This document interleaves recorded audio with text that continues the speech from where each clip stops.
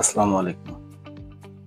আমাদের অনেক সময় দরকার হয় স্ক্রিন রেকর্ডের। আমরা যেসব অ্যাপস দিয়ে স্ক্রিন রেকর্ড করি সেসব অ্যাপসগুলো নিম্নমানের হয়।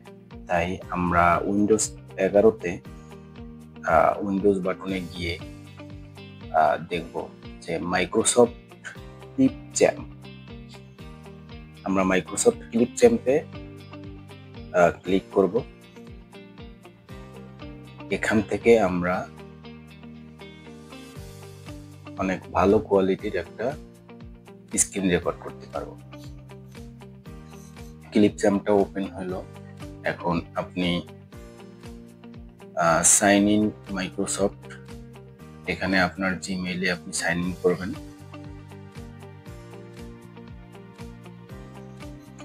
কিছুক্ষণ অপেক্ষা করবেন। এটা সফলভাবে সাইন ইন হয়ে গেছে। এবারে এরকম একটা ইন্টারফেস আসবে, সেখানে দেখাবে কোন কোন পারপাসে ইউজ করবেন। তো আমি পার্সোনাল কাজে ইউজ করব। ওকে, এবার আপনার এরকম একটা ইন্টারফেস আসবে, সেটায় দেখানো আছে trim video, record yourself, text to space.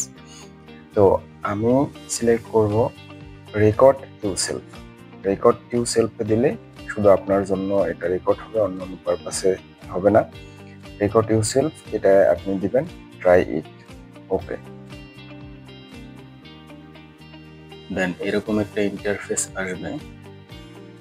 তারপরে স্ক্রিন অ্যান্ড ক্যামেরা, এটা আপনার দরকার নাই। দ্বিতীয়টা ক্যামেরাও আপনার দরকার নেই। তৃতীয় যে ইন্টারফেসটা আছে স্ক্রিন, এটা আপনি টাচ করবেন।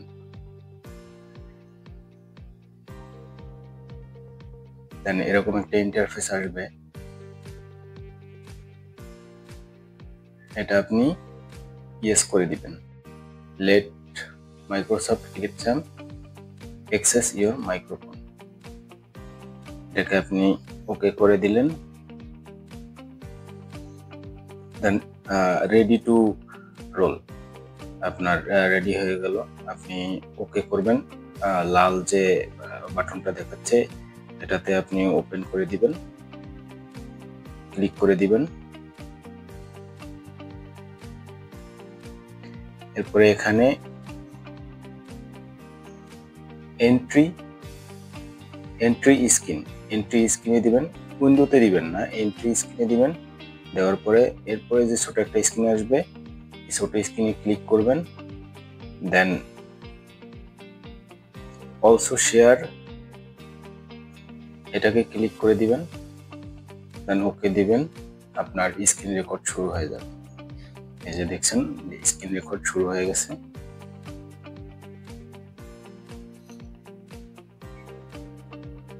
এই যে আমার স্ক্রিন রেকর্ড, এগুলো পরবর্তীতে দেখার জন্য আমি ইউটিউবে গেলাম। এবারে স্টপ শেয়ারিং, এটাই ক্লিক করে দিবেন।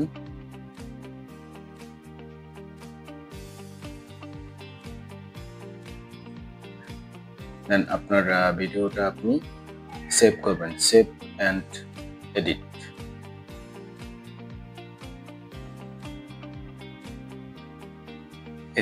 এখানে আপনার ভিডিওর মাঝখান থেকে যদি কোনো কিছু কাটতে হয়, কোনো অবাঞ্ছিত ভিডিও, সেগুলো আপনি কাটতে পারবেন।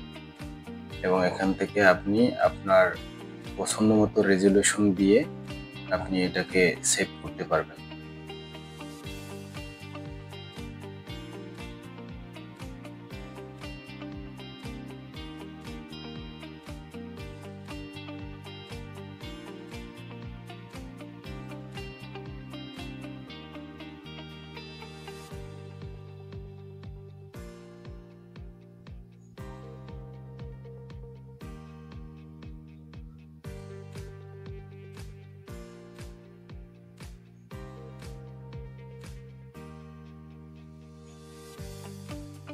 দেন এখানে কয়েকটা রেজুলেশন দেখাচ্ছে, আপনি চাইলে যে কোনো রেজুলেশনে আপনি ভিডিওটা সেভ করতে পারবেন। আমি একটা রেজুলেশন সিলেক্ট করে নিলাম, সেভ এস। এরপর আপনার যে লোকেশন আছে সেই লোকেশনে আপনি আপনার ভিডিওটি সেভ করে রাখবেন।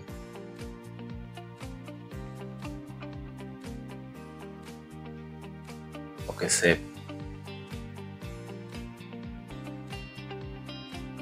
ভিডিওটি সেভ হয়ে গেছে, এবার ক্লোজ করে দিলাম। Thank you.